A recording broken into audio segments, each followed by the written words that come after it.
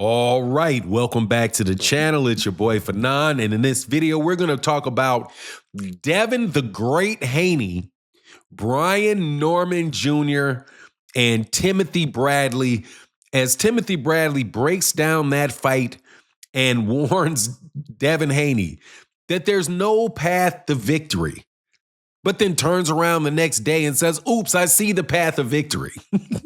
Let's talk about that in this video.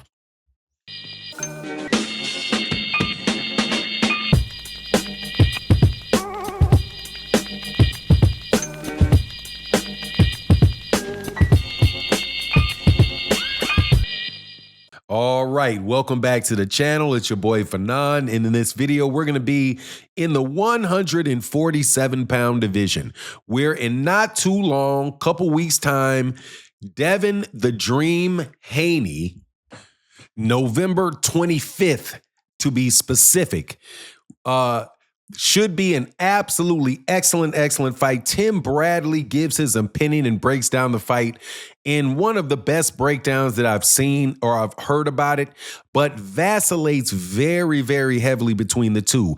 Basically, he thinks that this is a cash out fight for Devin Haney and that there is really no way that he can see Devin Haney winning this fight, and believes that Devin Haney says that he was going to give Devin Haney a lot of credit for taking the fight, but that there's no way that Devin Haney really can win. Some of the things that he talks about specifically is the fact that Devin Haney works heavily behind his jab, and if you are able to really control the jab of Devin Haney, then all Devin Haney really has left is his feet.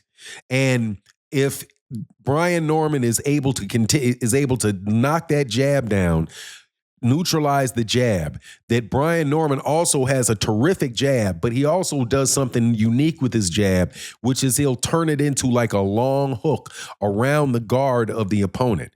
So he basically is saying that he believes that Brian Norman Jr. that there's almost no way for Brian Norman Jr. to lose this fight to Devin Haney. But then he turns around and then gives a reason why Devin Haney can win, which is basically for him to do a lot of feigning in the middle of the ring, burn out Brian Norman Jr. with feints, foot feints, and I think what he referred to it is the control the pre-engagement phase of a specific encounter. So before punches are actually thrown, he's basically saying to do something I would consider to be similar to what Tyson Fury does a lot of, what Terrence Crawford does a lot of, which is a lot of feinting, a lot of positioning to be kind of like pump faking. What Tim Bradley said, man, he's like, if you'd ever been in a street fight, you know what I'm talking about. And pretty much that's what it is. Anybody that is you're not trying to lead, you're trying to force them to take the lead. And when they flinch, you're reacting to their flinching. So there's a lot of posturing, a lot of positioning, right?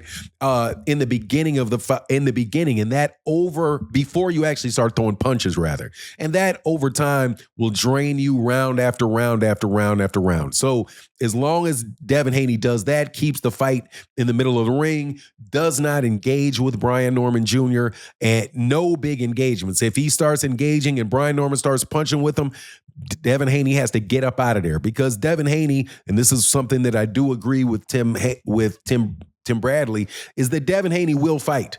He will sit up in there in the pocket and he will start throwing shots at you, and he will punch when you punch. But if he's punching while Brian Norman is punching, that could be big danger for Brian Norman, for Devin Haney, because Brian Norman, and I'm not talking about the fight with Jen Psaki. He wasn't talking about the fight with Jen Psaki. He was talking about the fight that had taken place beforehand with a very big, strong dude that when Brian Norman hit him, the guy was like, oh, shoot. Right? What is coming back at me?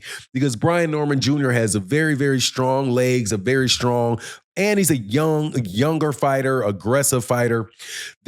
So all in all, man, it's a very interesting breakdown of how this fight how the fight can get won by Devin Haney, but pretty much it is just by stinking the gym up. Because if what you're talking about is pre-engagement, that's stinking the gym up. right? You're not throwing punches. They're not throwing punches. You're just trying to feint, try to move the round along, move your feet this way or that way. Let Brian Norman wear himself out mentally, because you're not going to wear anybody out physically by fainting. You're just going to wear him out mentally. You're going to make him impatient, do things like that. If he's able to do that, then he can weather the storm and start stepping to Brian Norman Jr. later on in the fight. I personally don't see that.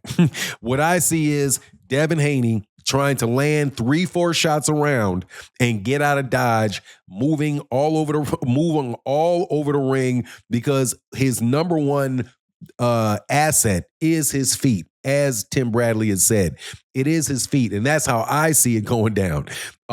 If Devin Haney wins the fight, it's going to be because of his experience and Brian Norman's inexperience. Brian Norman trying to do too much, getting frustrated, just being outthought in the ring. That's the way that Devin Haney can win that fight, is just outthinking him and trying to avoid as much contact as he possibly can avoid during the entire length of that fight.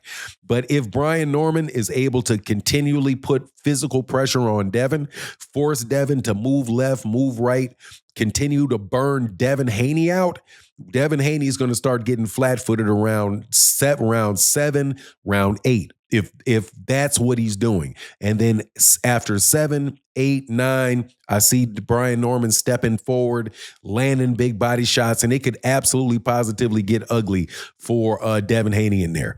The one reason why I think that, and I know that I'm vacillating in this particular video about it, because honestly, man, I think it could go either way.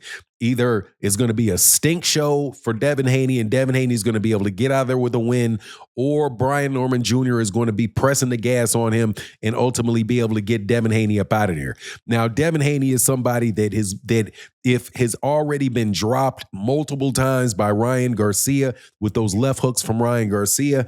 I don't think Ryan Garcia is a bigger puncher than Brian Norman Jr. I don't think that Ryan Garcia is fundamentally as sound as Brian Norman Jr. And I don't think Ryan Garcia is as confident as Brian Norman Jr. And he dang sure wasn't as prepared for Devin Haney as Brian Norman is going to be prepared for Devin Haney. But man, it's just going to be some real interesting, good old fight, man. And I really, really look forward to it.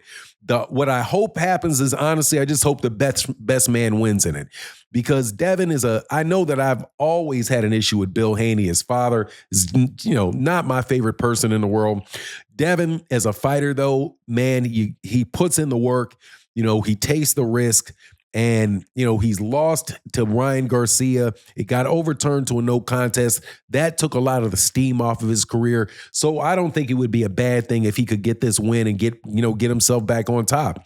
At the same time, Brian Norman Jr. is a young champion, young American champion, and to get Devin Haney on his resume, I think would be a terrific thing for him. So at the end of the day, for me, it's going to be a win-win either way. If Brian Norman wins, I'm cool with it. If Devin Haney wins, I'm cool with it. But I just hope whatever happens, that it is a definitive win for one guy or the other, and that the guy that wins gets his just due.